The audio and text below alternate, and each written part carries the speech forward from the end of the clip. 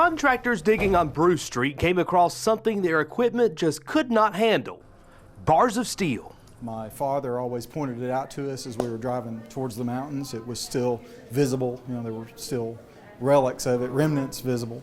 This one here is from TVA. What they found were old Smoky Mountain Railroad tracks. You see, when the railroad service ended, it cost more to dig it up, so they simply paved over it.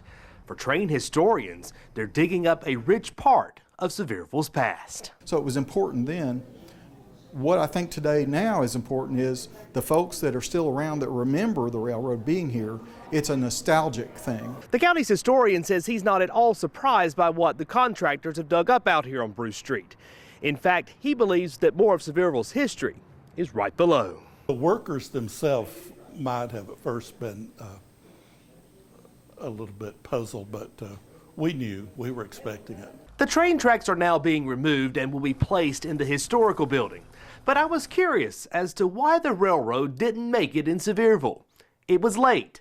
Late for nearly every stop and late as a means of travel. Railroad finally made it to Sevierville in 1910. Well, by that time the automobile had been invented.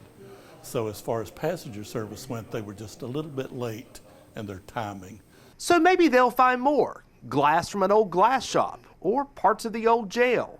But for now, settling on the memories of the old Slow and Easy and when it pulled into Sevierville for the first time 100 years ago. They just love it because they remember either riding the train or their grandpa worked for the railroad.